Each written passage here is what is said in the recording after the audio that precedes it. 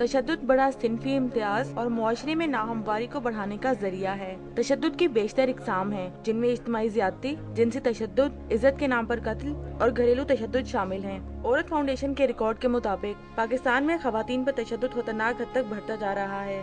2008 के दौरान पाकिस्तान भर में औरतों के खिलाफ तशद्दुद के कुल 7,733 वाक़यात रिपोर्ट हुए, जिसमें से 4,360 वाक़यात सिर्फ सूबे पंजाब के हैं। तशद्दुद का निशाना बनने वाली खवातीन बेशुमार ज़हनी, हिजानी, जिस्मानी, मुआशरती और मुआशी मसाइल का शिकार नजर आती हैं। इन्हीं में से कुछ बाहिम्मत खवातीन तशद्दुद के खिलाफ आवाज़ उठाने और नई जिंदगी शुरू करने के लिए पुरअज़्म भी दिखाई देती हैं। कभी हिम्मत नहीं हारनी चाहिए, अपने आप को कभी किसी से कम नहीं समझना चाहिए। हमें ये सोचना चाहिए कि अगर हमारे से इतना जुल्म हो चुका है तो अभी भी हम किसी से कम नहीं हैं। हमें अपना दिल थोड़ा नहीं करना चाहिए। इसलिए सबसे ज़्यादा जो ज़रूरी है वो हिम्मत, ये कि हिम्मत नहीं हारनी चाहिए कभी। ये एक हादसा है, किसी के साथ भी हो सकता है, किसी भी लड़की के साथ, लेकिन हमारे दिल से दुआ तो यही निकलती है कि किसी के साथ ना हो।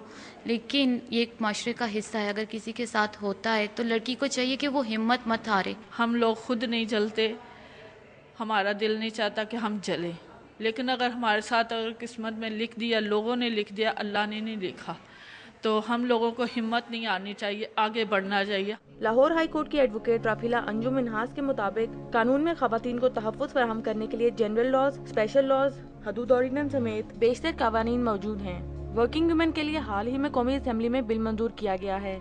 राफिला अंजुम मिन्हास का कहना है कि पाकिस्तान में खवातीन की अपने हकूक और कवानीन से लाइल्मी के बायस खवातीन पर तशद्दुद के वाक़यात रोज़ बरोज़ बढ़ रहे हैं। ऐसा नहीं है कि हमारे कोई उनके लिए लॉ नहीं है, उनके लिए स्पेशल लॉ भी है, स्पेशल रेमेडीज़ भी हैं बीइंग फीमेल, और वो जनरल लॉ में भी अपने राइट्स जो हैं उनको अवेल कर सकती हैं। लेकिन दोनों सूरतों में ये बहुत ज़रूरी है कि हमारे यहाँ ना सिर्फ एक ख़ातून का एजुकेटेड होना और उसका अवेयर होना अपने राइट से बड़ा ज़रूरी है, बल्कि जो उससे रिलेटेड लोग हैं, उसका भाई, उसका हस्बैंड, उसका फादर, उनके कॉपरेशन के बगैर वो कोई भी रेमेडी अवेल नहीं कर सकती।